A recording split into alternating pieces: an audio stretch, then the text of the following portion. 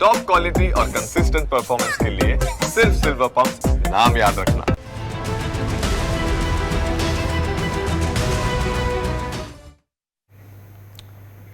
નમસ્કાર, આપ જોઈ રહ્યા છો news capital debate of the day સાથે હું છું કુશાગ્ર ભટ્ટ।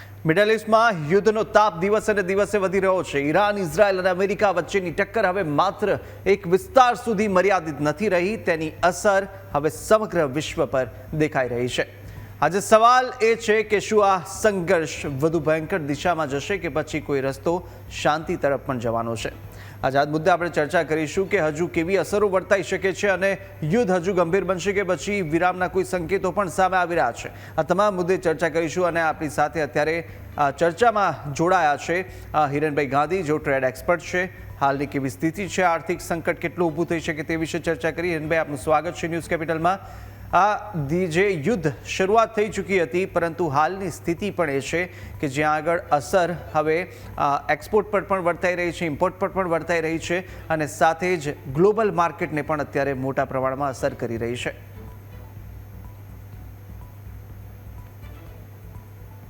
હવે હું શરૂઆતમાં તમારું ધ્યાન દોરું કે 28 ફેબ્રુઆરીએ આ યુદ્ધ ચાલુ થયું ત્યારે બે પક્ષમાંથી કોઈ અંદાજ નહોતો કે આટલું 17-18 દિવસ લાંબુ ચાલશે અને આ યુદ્ધ અત્યારે પણ એવી સ્થિતિમાં છે કે ભાઈ કોઈ પ્રિડિક્ટ કરી ના શકે કે ભાઈ આ કોણ વિનિંગ છે અને શું આગળ થશે।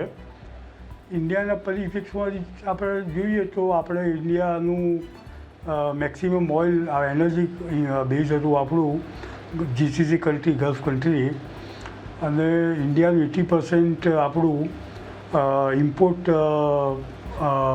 ઓઇલ ઇમ્પોર્ટ છે આપણું। એટલે આપણો મોટો દેશ છે, એ મોટા દેશની સલામતીમાં, એનર્જી સલામતી માટે સરકાર ત્વરિત પગલાં ઉપાડ્યા અને ઓલમોસ્ટ સ્ટેટ જે પહેલાં બંધ કરી નાખેલી એમાંથી પણ ડિપ્લોમેસીનો ઉપયોગ કરી સાઈ ડિપ્લોનું ઉદાહરણ આપીને આજે એલપીજીના કન્ટેનરો લગભગ 5-7 કન્ટેનરો ઇન્ડિયા પહોંચી ગયા છે। હવે આ તો તાત્કાલિક વસ્તુ હતી, પણ આની પાછળ ઘણી બધી વેપારમાં અડચણ ઊભી થઈ છે। જેવા કે દાખલા આપું કે અહીંથી ગુજરાતમાં ખાસ તો તમે સમજો કે એવી બધી પ્રોડક્ટો છે કે ગુજરાત એમાં લીડ કરે છે।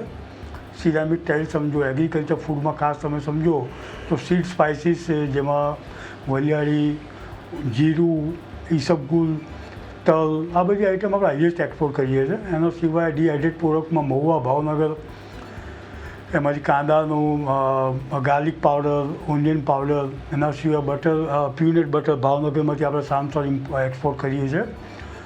આવા કરીબન લગભગ 500થી 4,000 કન્ટેનરો કંડલા, પીપાવાવ અને મુંદ્રા પોર્ટ ઉપર અટવાઈ ગયા છે, કારણ કે શિપિંગ લાઇનને બધા શિડ્યુલ કેન્સલ કર્યા।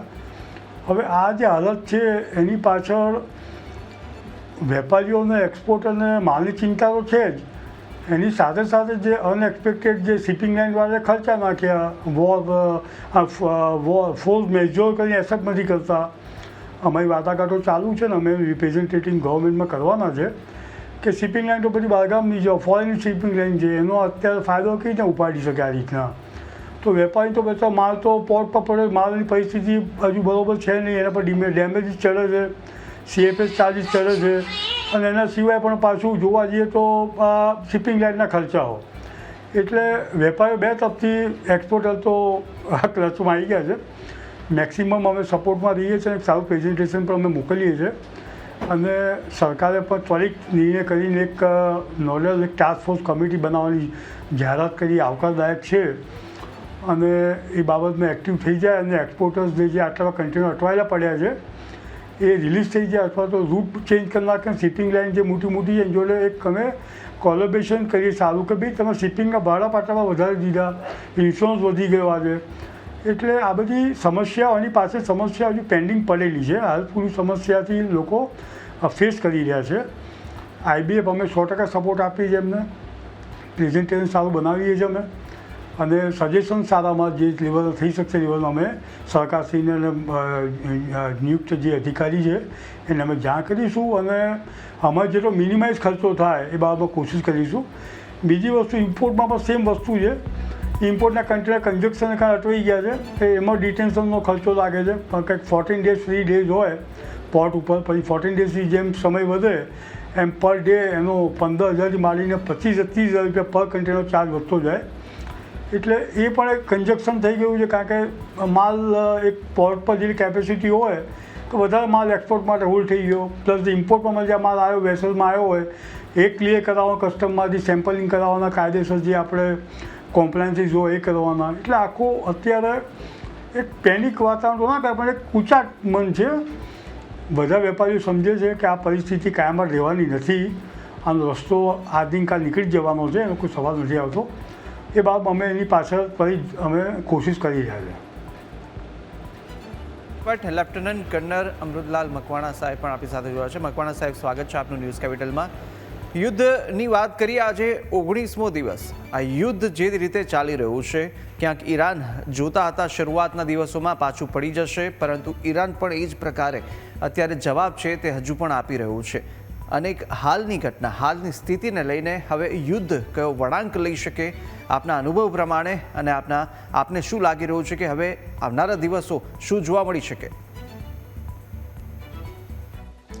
કુશાગ્ર, જે પ્રમાણે એક કહી શકાય કે પાવરફુલમાં પાવરફુલ કન્ટ્રી અમેરિકા અને ઇઝરાયલ દ્વારા જ્યારે ઈરાન ઉપર કોઈ પણ કારણ વગર એટેક કરવામાં આવે અને એમની આખી જે ચેન ઓફ કમાન્ડ છે એને આપણે કહી શકાય કે ટોપ સુપ્રીમ લીડર ખામનેઈની હત્યા કરવામાં આવે અને ત્યાર પછીની જે તમામ જે લોકો એમની સાથેની આખી જે ટીમ છે એ ટીમના સભ્યોને પણ હત્યા કરવામાં આવે, તો આ નિર્દોષ હત્યાઓની સાથે સાથે જે સ્કૂલમાં બોમ્બ ફેંકીને લગભગ 150 જેટલી નાની છોકરીઓના પણ હત્યા કરવામાં આવી હોય, તો આવા સંજોગોમાં જ્યારે ઈરાન ઉપર નિર્દય રીતે હુમલો કરવામાં આવે અને એના જવાબમાં યાના દરેક લડાકા જે છે એણે નક્કી કરી લીધું છે કે યુદ્ધ અમે નથી શરૂ કર્યું, યુદ્ધ અમેરિકાએ શરૂ કર્યું, હવે પૂરું ક્યારે કરવું એ અમારા હાથમાં છે. કોઈ પણ દેશ એની સંખ્યા ઉપર આધારિત નથી હોતો, એની તાકાત, એની ટેકનોલોજી, એની સાયબર સિક્યોરિટી, એની ઇન્ટેલિજન્સ, આ 3 વસ્તુ ઉપર મહત્વપૂર્ણ આધાર રાખે છે. આજે એમ કહી શકાય કે ઇઝરાયલ આખી દુનિયાની અંદર જેમની પાસે મોસાદ નામની ઇન્ટેલિજન્સ છે, જેના દ્વારા કોઈ પણ પ્રકારના કાર્યને સફળતાપૂર્વક પાર પાડવું, એટલે આ મોસાદ એટલે દુનિયાની સર્વોત્તમ જે આપણે એમ કહી શકીએ કે ખુફિયા એજન્સી છે. અમેરિકા પાસે CIA છે, આપણી પાસે RO છે, પાકિસ્તાન પાસે ISI. તો એ પ્રમાણે અલગ અલગ પ્રકારની જો ખુફિયા એજન્સીઓ હોય છે, જેના દ્વારા જે ટાર્ગેટ નક્કી કરવામાં આવે એ ટાર્ગેટને પાડી દેવામાં આવતા હોય છે. તો અહીંયા જે પ્રમાણે યુદ્ધની 28 તારીખે શરૂઆત થઈને આજે 19મો દિવસ ચાલી રહ્યો છે, જે પ્રમાણે અમેરિકા અને ઇઝરાયલ દ્વારા સંયુક્ત રીતે હુમલાઓ જે થઈ રહ્યા છે એના અનુસંધાને એમને જવાબ આપવા માટે ઈરાને જે પ્રમાણે અમેરિકાની અંદર આવેલા 20 થી 25 જે એના સૈન્ય બેઝો છે, એમાં પછી નેવલ બેઝ બહેરીનમાં હોય કે એરફોર્સ બેઝ કતરમાં હોય કે પછી યુનાઇટેડ આરબ અમીરાતમાં હોય, દરેક જગ્યાએ એમને હુમલાઓથી અમેરિકાના જે સૈનિકો અને અમેરિકાના જે મિસાઇલો હોય કે એના હથિયારો હોય એને ક્ષતિ પહોંચાડી છે, એને નુકસાન પહોંચાડેલું છે. એની સાથે સાથે જે એમને સપોર્ટ કરનારા જે દેશો છે એમના ઉપર પણ એમણે હુમલાઓ કરેલા છે. તો એમનો એક મેસેજ તો સ્પષ્ટ છે કે વારંવાર ઈરાન ઉપર આજે એમ કહી શકાય કે જે ક્રૂડ માર્કેટ છે વર્લ્ડની અંદર, આજે અમેરિકા બાદશાહ બનવા માગે છે કે ક્રૂડ ઓઇલ ફક્ત ને ફક્ત અમેરિકા પાસે જ હોવું જોઈએ. જે પ્રમાણે વેનેઝુએલા પાસે આખી ક્રૂડ માર્કેટ હતી એ પોતાને હસ્તગત કરી લીધી. અહીંયા પણ એમની એમ કહી શકાય કે જે પ્લાનિંગ છે, પ્લાનિંગમાં કદાચ કોઈ ફરક રહી ગયો હશે, જેના પ્રમાણે ઈરાન ઉપર એટેક કર્યો અને એ એટેક હજી પણ એમને એવું ખ્યાલમાં નહોતું કે આ તો અઠવાડિયું ચાલશે કે 10 દી ચાલશે, ને આજે 19મા દિવસમાં પણ જો સડસડાટ ઈરાન એને મુંહ તોડ જવાબ આપી રહ્યું હોય તો આ યુદ્ધ થોડું લાંબુ ચાલશે ને રિજનલ ચાલશે. કારણ કે આમાં જ્યાં સુધી બીજા કોઈ કન્ટ્રીઓ નહીં જોડાય, આજે અમેરિકાનો સાથ આપવા માટે હોર્મુઝની ખાડીમાં લગભગ આજે 900થી માંડીને 1000 જેટલા ટેન્કરો અને માલવાહક જહાજો ત્યાં સ્ટેગ્નેટ થઈને પડેલા છે. અને માત્ર આખા દિવસ દરમિયાન 2 કે 3 જહાજો આ જે સ્ટેટ ઓફ હોર્મુઝની અંદરથી પસાર થઈ રહ્યા છે. તો આ ઈરાનની તાકાત છે કે ઈરાન પાસે આજે જે આધુનિક જે મિસાઇલ ટેકનોલોજી છે, જેમની પાસે ડ્રોન ટેકનોલોજી છે, અને જે પ્રમાણે એની પાવરફુલ જે આર્મી આપણે કહી શકાય તો IRGC છે, યાની કે Iran Islamic revolutionary guard core જે છે, જે વિદેશની અંદર હુમલાઓ કરવા હોય, એમાં સિરિયા હોય કે યમન હોય કે જોર્ડન હોય, એ તમામ વિદેશો ઉપર હુમલાઓ સફળતાપૂર્વક પાર પાડનાર કોઈ સેના હોય તો એ IRGC છે. તો આ IRGC પાસે એની જે નેવી છે, એ નેવીની કમ્પ્લીટ જે કમાન્ડ છે આ સ્ટેટ ઓફ હોર્મુઝ ઉપર છે. અને એના સુપ્રીમ કમાન્ડર ખમેની મર્યા પછી જેમના પુત્રે એ સુપ્રીમ કમાન્ડરનો હોદ્દો સંભાળેલો છે, જે મોજતબા, તો એમના દ્વારા એમણે સ્પષ્ટ હુકમ આપેલો છે કે અહીંથી એક પણ જહાજ દુનિયાનું પસાર થવું જોઈએ નહીં. માત્ર ને માત્ર ભારતને પરમિશન આપવામાં આવે કે ચાઇનાને પરમિશન આપવામાં આવે કે રશિયાને પરમિશન આપવામાં આવે. આ સિવાયના યુરોપના કોઈ પણ દેશનું ઓઇલ ટેન્કર હોય કે ગેસ ટેન્કર હોય એ અહીંથી પસાર થઈ શકે નહીં. ફિલહાલમાં તાજેતરમાં આપણે જોઈએ તો ભારત સરકારની વિદેશ નીતિ અને કૂટનીતિના કારણે ભારતમાં લગભગ 92,000 ટનનો જે LPG ટેન્કરો બંને આવેલા, એક ટેન્કર જે આવ્યું તે નંદાદેવી અને બીજું શિવાલિક, આ બંને ટેન્કરોને અનલોડ કરવામાં આવ્યા અને ભારતની જે ગેસની સ્થિતિ છે એમાં પણ થોડો સુધારો થયો. એની સાથે સાથે આજ તાજેતરમાં જેમ કહી શકાય કે મુન્દ્રા પોર્ટ ઉપર જે લાડકી નામનું જે એક મોટું શિપ આવેલું છે જેની અંદર ગેસ ભરેલો છે, એ પણ ત્યાં તો ધીરે ધીરે કરીને ભારતના હજુ પણ લગભગ 18થી 20 જેટલા ગેસના અને ઓઇલ ટેન્કરો જે અત્યારે સ્ટેગ્નેટ થયેલા છે.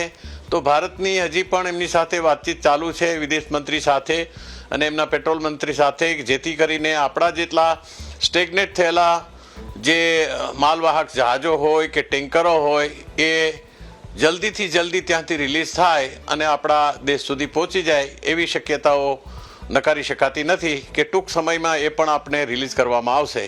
એની સાથે સાથે આજે ઈરાનને ઘણું બધું ગુમાવ્યું છે, કારણ કે જે એક પાવરફુલ કન્ટ્રી હોય એનો સામનો કરવો હોય તો ભલે 9.25 કરોડની એમની પોપ્યુલેશન હોય અને સામે ઇઝરાયલ માત્ર 80 કે 90 લાખની વસ્તી ધરાવનારો દેશ હોય, પણ આજે અદ્યતન એરફોર્સ ટેકનોલોજી એમની પાસે છે, ખુફિયા મોસાદ એજન્સી એમની પાસે છે, સાયબર સિક્યોરિટી એમની પાસે છે. તો આ બધા પાસાઓને એના એક સૈનિકની અંદર જે રાષ્ટ્રપ્રેમની ભાવના છે, એ ભાવનાને જોતા દુનિયાનો કોઈ પણ દેશ, મને એવું લાગતું નથી કે ઇઝરાયલને હરાવી શકે. અને સાથે સાથે અમેરિકાનો એને પૂરેપૂરી રીતે જે સપોર્ટ હોય તો એના અનુસંધાને આજે આપણે એમ કહી શકીએ કે આ યુદ્ધ હજુ પણ લાંબુ ચાલશે. લાંબુ ચાલવા પાછળનું મુખ્ય કારણ એ છે કે હવે ધીરે ધીરે કરીને અમેરિકાની જે થાડ મિસાઇલ હોય, જે 100 કરોડની એની એક થાડ મિસાઇલની કિંમત 100 કરોડ હોય, અને એને તોડી પાડવા માટે જો ઈરાન પોતાની જે બેલેસ્ટિક મિસાઇલ છે જેની કિંમત 20 કે 30 લાખ રૂપિયા હોય, તો એનાથી એમને અમેરિકાને મોટે પાયે આર્થિક રીતે નુકસાન થઈ રહ્યું છે. અને આજે જે પ્રમાણે એમના 2 એરક્રાફ્ટ કેરિયર જે સમુદ્રની અંદર લાંગરેલા છે 300 થી 400 કિલોમીટર દૂરી ઉપર, બિલકુલ, એરક્રાફ્ટ કેરિયર ગેરાલ્ડ અને એરક્રાફ્ટ કેરિયર US, આ લોકો જેટલા પણ ઈરાનની વાત કરી, ઈરાનના પણ ઇસ્લામિક સ્ટેટ છે તે ક્યાંક તેમનાથી પણ નારાજ થયું છે ઈરાન, કારણ કે તે લોકો સપોર્ટ નથી કર્યા અને હજુ પણ આ યુદ્ધ કેટલું લાંબુ ચાલશે તેને લઈને પણ સવાલ છે. આપને પણ એ સવાલ આગળ કરીશું કે હજુ કેટલા દિવસો ખેંચાઈ શકે છે. પરંતુ હિરેનભાઈ, આપને એ પણ પૂછવું છે કે સૌથી વધુ અર્થતંત્ર કોનું ખોરવાશે? આ યુદ્ધ જો વધારે લાંબુ ચાલશે તો સૌથી વધુ કઈ કન્ટ્રીને અસર થવાની છે અને કયા માલને સૌથી વધારે આ યુદ્ધને લઈ અને સમસ્યાઓનો સામનો કરવો પડશે? તમે સરસ સવાલ કર્યો. હવે યુદ્ધ ક્યારે પતશે એ પ્રિડિક્ટેબલ નથી. એક અફવાઈ આવે છે કે ઓમાનમાં એ લોકોનું કંઈક સમાધાન ચાલે છે, પણ કોઈ 2 પાર્ટીમાં કોઈ એક્સેપ્ટ કરતું નથી. બીજી વસ્તુ દેખાય છે કે આની પાછળ ચાઇના રશિયાની કોઈ જીઓ પોલિટિકલ ગેમ હોય અને 2-3 સ્ટેટમેન્ટ એવા આવ્યા ઈરાન તરફથી કે ભાઈ અહીંથી અમે જ ટેન્કર જવા દઈશું જેનું એક્સચેન્જ તમારું યુઆનમાં થાય. હવે આ અધિકારિક કોઈ જગ્યાએ નથી, પણ આવું એક જગ્યાએ એક સ્ટેટમેન્ટ બહાર ફરે છે. હવે આનો મતલબ સીધો એ થયો કે પેટ્રો ડોલરને કંટ્રોલ કરવો તો પેટ્રો ડોલર પર જોખમ આવી જાય. વર્લ્ડનો જે એનર્જીનો ટ્રેડ છે એ 80% ડોલર ઉપર છે, પેટ્રો ડોલર પર ચાલે છે. હવે જો પેટ્રો ડોલરને બદલે એક્સચેન્જમાં ઈરાન મજબૂરી એટલે આજે સમજો કે ઓઇલ એનર્જી વગર તો કોઈ કન્ટ્રી ચાલવા જ નથી, તો એ ક્યાં સુધી ઇન્ફ્લેશનને જેમ જેમ એનર્જી શોર્ટેજ આવે એમ કોઈ પણ કન્ટ્રીમાં ઇન્ફ્લેશન વધવાના. પાકિસ્તાનથી આખે ઇન્ડિયાએ ગર્વ લેવું જોઈએ કે ઇન્ડિયા સિવાય એશિયાની લગભગ 12 થી 15 કન્ટ્રીઓએ પેટ્રોલમાં 10%થી માંડીને 20% વધારો કર્યો. આજે આપણી સરકાર એટલું મેનેજમેન્ટ સારું છે કે આપણે જો વધારો જો આજે આપણા પર આવ્યો નથી, પણ એ શક્યતા પણ નકારી શકાતી નથી કે આખા એશિયા કન્ટ્રીમાં જો ઇન્ફ્લેશન આવે આ એનર્જી ક્રાઇસિસને કારણે, તો આપણે પણ થોડા ઘણા વંશે આપણે અફેક્ટેડ થવાના જ છે. પણ આજે આપણે પ્લસ પોઈન્ટ મળીએ છીએ આપણે કે આપણી પાસે રિઝર્વ ફંડ સારું છે, CAD આપણા કંટ્રોલમાં છે. એના સિવાય આપણી ઇકોનોમી એ ડોમેસ્ટિક કન્ઝમ્પશન ઇકોનોમી છે. આપણે we not base on the export base economy, જેની સીધી અસર આપણે ઇકોનોમી પડે એટલે આપણા સસ્ટેન થવાના એશિયા કન્ટ્રીમાં ચાન્સીસ વધારે છે. આના સિવાય મને પર્સનલ એવું લાગે છે કે જો ઓલ્ટરનેટિવ સારો શોધી નાખે આ યુદ્ધના કામમાં, યુદ્ધના ટેન્યોરમાં, તો આગળ જતાં પણ ગલ્ફ કન્ટ્રી માટે ડિપેન્ડિંગ આપણી ઓછી થાય. કારણ કે અમેરિકા, ઇન્ડિયાએ અમારે ન્યૂઝ આવે કે અમેરિકામાં કે રિલાયન્સ કંપની પ્રોજેક્ટ લાવી રહી છે, વેનેઝુએલામાંથી સોર્સિંગ કરે છે. એના સિવાય આફ્રિકાથી આપણે માલ સોર્સિંગ કરીએ છીએ, રશિયાથી આપણે માલ લાવીએ છીએ, આપણે ઓલ્ટરનેટિવ શોધ્યા. એટલે ઇન્ડિયાને મારા હિસાબે આ એશિયા કન્ટ્રીમાં જેટલી 17-18 કન્ટ્રી છે એમાં સૌથી ઓછી અસર ઇન્ડિયાને થશે એવું અત્યારે આંકડા પરથી દેખાય છે. અને મોંઘવારી ઇન્ફ્લેશન છે એ ઇન્ડિયામાં મારા હિસાબે અત્યારે 3.5થી વધીને 4.35 આસપાસનો આંકડો આવ્યો આપણી પાસે, જે એક્સપેક્ટેડ હતો. એટલે લગભગ આંકડો આવો જોઈએ, એટલે કંઈક આમાં ગભરાવાની કોઈ જરૂર નથી. પણ બીજી બધી કન્ટ્રીમાં ઇન્ફ્લેશનનો આંકડો લગભગ 8થી 11% જેવો છે. વિયેતનામમાં પેટ્રોલમાં 50% ભાવ વધારો છે, પાકિસ્તાનમાં 23% વધારો છે, ઇવન શ્રીલંકામાં તો 4 days વીક કરી નાખ્યું. એ પ્રમાણે જેટલી એશિયન કન્ટ્રી છે બધા ઓઇલના એનર્જીના કંટ્રોલમાં અથવા તો એની અસર ઇન્ફ્લેશન ના પડે કે ઓબ્વિયસલી તમે પ્રોપોન ગેસ ઓછો આવે તો અહીંયા પ્રોડક્શન મોરબીમાં સિરામિકમાં પ્રોડક્શન કરી ના શકે. તો ઓલ્ટરનેટિવ તો આપણે શોધવા જ પડશે ને. ઓલ્ટરનેટિવ આપણે એક સારી સપ્લાય ચેન લાવી કાયમ એસ્ટાબ્લિશ કરવી પડે, ડિસ્ટર્બન્સ ના થાય. આનું સૌથી મોટું બધાને કહું છું કે આ સપ્લાય ચેન ડિસ્ટર્બ થઈ ગઈ. કોઈપણ સપ્લાય ચેન જે હોય એ ડિસ્ટર્બ કરતાં વાર નહીં લાગતી, પણ એ ઓલ્ટરનેટિવ કરતાં એ રૂટીનમાં આવતા મિનિમમ 2 થી 3 વર્ષ લાગે. એટલે એટલું મોટું નુકસાન તમે ગણતરી કરો કે એશિયન કન્ટ્રીને એટલું મોટું નુકસાન થવા જઈ રહ્યું છે. જો હાલ પૂરતું અટકી ના જાય, હોર્મોઝ સ્ટ્રેટ અને રેડ સીનો જે એરિયા ખુલી ના જાય, સ્મૂથ ના થઈ જાય, તો આ એક ભવિષ્યના એક મોટા સપ્લાય ચેનના ક્રાઇસિસ તરફ આ એશિયા કન્ટ્રી જઈ રહ્યું છે. બિલકુલ એટલે એ જ છે. અને મકવાણા સર એક પણ જાણવું છે, કારણ કે આ તમામ સ્થિતિ આપણે હિરણભાઈ પાસેથી જાણી કે ટ્રેડને લઈ અને કેવી રીતે અર્થતંત્રને પણ આગળ નુકસાન જવાનું છે, કોને સૌથી વધુ નુકસાન પહોંચી શકે છે. પરંતુ હાલ જો વાત આપણે ઈરાનની કરીએ, ઈરાન ઇસ્લામિક સ્ટેટ છે અને સાથે જ અનેક ઇસ્લામિક દેશો છે, કન્ટ્રીઝ છે, તેની સાથે ક્યાંક નારાજગી વર્તાવી અને તેની આપણે અત્યારની હાલના જે દ્રશ્યો છે તેમાં પણ દેખાવા મળે છે કે કેવી રીતે એ ઇસ્લામિક સ્ટેટ વિરુદ્ધ પણ કાર્યવાહી કરી રહ્યું છે. પરંતુ હાલ અત્યારે જે સ્થિતિ છે કે જ્યાં આગળ તેમના યુદ્ધના જે પ્રમુખ નેતા હતા તેમનું ગતરોજ મોત થયું હુમલામાં, અને ત્યારબાદ કહ્યું કે ઈરાન એ કોઈ એક વ્યક્તિ પર નિર્ભર નથી અને આ યુદ્ધ છે હજુ પણ આગળ યથાવત રહેવાનું છે.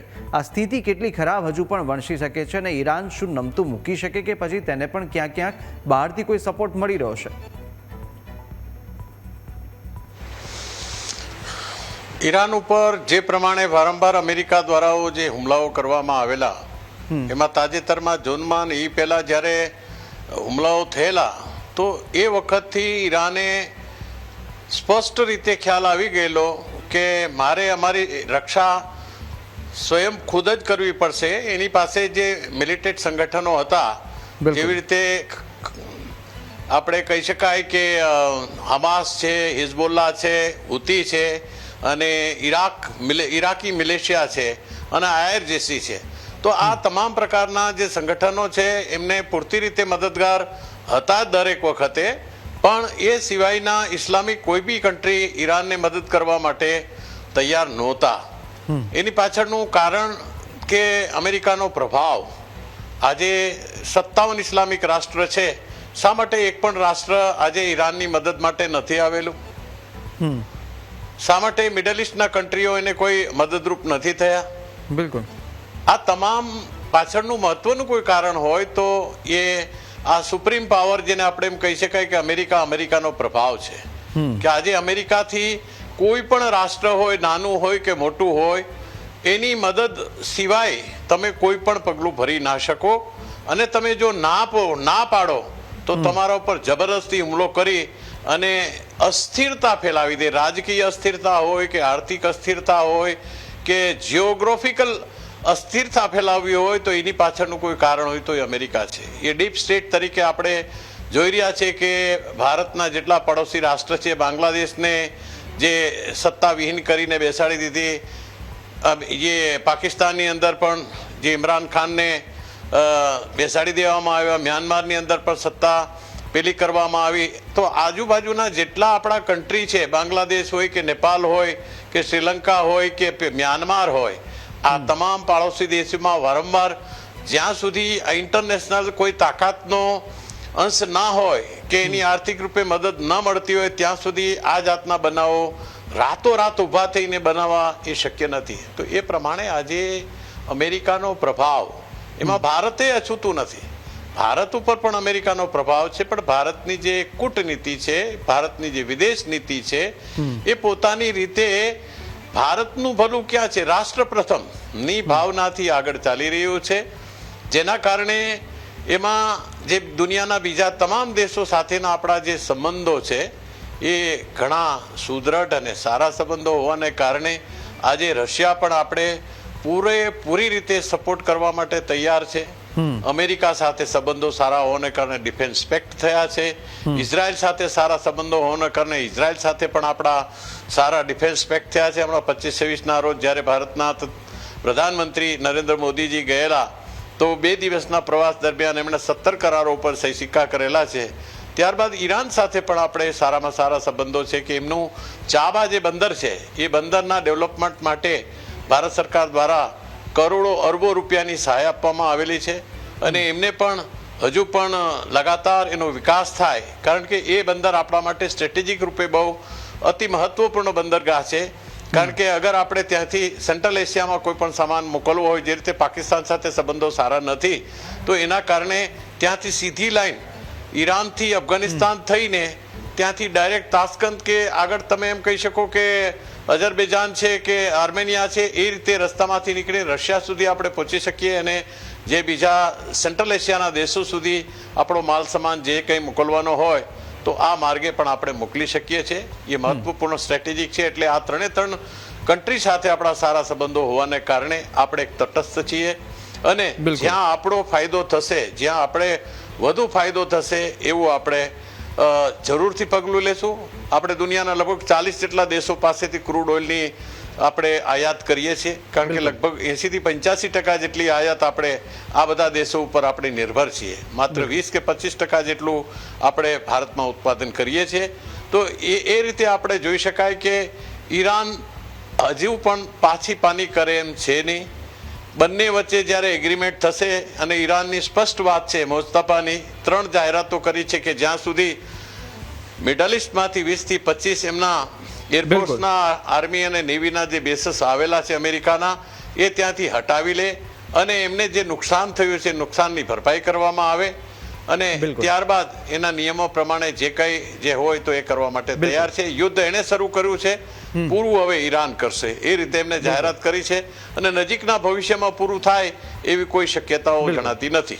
બિલકુલ. અને હિરણભાઈ, ટૂંકમાં એ પણ આપની પ્રતિક્રિયા અંતમાં લેવા માંગુ છું, કારણ કે અત્યારે ઉદ્યોગ અને વેપારને લઈને મોટો પ્રશ્ન ભારતમાં પણ ઊભી રહ્યો છે. તો ભારતમાં ઉદ્યોગ વેપારને લઈને કયા પ્રકારની મહત્વપૂર્ણ તૈયારી હવે જરૂરી બની છે? ટૂંકમાં આપનો જવાબ આના પર. તે બાબતમાં government of India task force appoint કરી છે. ટાસ્ક ફોર્સમાં લોજિસ્ટિક, ઇવન બેન્કિંગ અને ECGCને એડ કરશે અંદર ઓથોરિટીઝને. એટલે મેક્સિમમ આપણને સપોર્ટ રહેશે આપણા એક્સપોર્ટર્સને કે મિનિમાઇઝ નુકસાન થાય. અને બીજી મહત્ત્વની વસ્તુ કે આપણી જેટલી ECP છે એ માર્કેટ ડાયવર્સિફિકેશન પર ધ્યાન આપશે કે આ રૂટ સિવાય બીજા માર્કેટમાં ક્યાં માલ આપણાથી મોકલી શકાય. એટલે હાલ પૂરતું તો આપણે માલને બચાવવાનો છે, મિનિમાઇઝ કોસ્ટ કરવાની છે, પછી સ્ટ્રેટેજી આપણે બીજા માર્કેટમાં આપણે જવાનું છે. એટલે આ સ્ટ્રેટેજી પર ગવર્મેન્ટ ઓફ ઇન્ડિયા પરફેક્ટલી કામ કરી રહી છે. હાલ પૂરું લાગશે કે આપણે એક્સપોર્ટ થોડુંક અત્યારે રિડ્યુસ થઈ શકે, પણ ઇન લોંગ ટાઈમમાં અથવા મિડલ ટાઈમમાં અથવા થોડોક સમયમાં આપણે માર્કેટમાં રીચ આઉટ કરીશું. આપણે 7 થી 8 FTA બનાવેલી છે, એટલે કોઈ એમાં એકદમ ગભરાવાની જરૂર નથી. બિલકુલ આ પીરિયડ પણ વીતી જશે. ગવર્મેન્ટ ઓફ ઇન્ડિયાએ 3 ટાસ્ક ફોર્સ બનાવી છે આ બાબતમાં, એટલે ગિવિંગ એ રિલીફ. બિલકુલ બિલકુલ. હિરેનભાઈ અને મકવાણા સાહેબ, આપ આ ચર્ચામાં જોડાયા, ભાગ લીધો તે બદલ આપનો પણ આભાર. ત્યારે આ યુદ્ધ જે હવે માત્ર ગોળીબાર સુધી મર્યાદિત નથી, પરંતુ તેની અસર અર્થતંત્ર, સુરક્ષા અને સામાન્ય માણસના જીવન સુધી પહોંચી ગઈ છે. આગામી દિવસોમાં પરિસ્થિતિ કઈ દિશામાં જશે તે પણ મહત્વપૂર્ણ રહેશે. આજે વિશેષ રજૂઆતની અંદર બસ આટલું. વધુ મહત્વના સમાચાર અપડેટ માટે ન્યૂઝ કેપિટલને આપ તમામ સોશિયલ મીડિયા પ્લેટફોર્મ પર ફોલો કરી શકો છો. મને આપશો રજા. નમસ્કાર.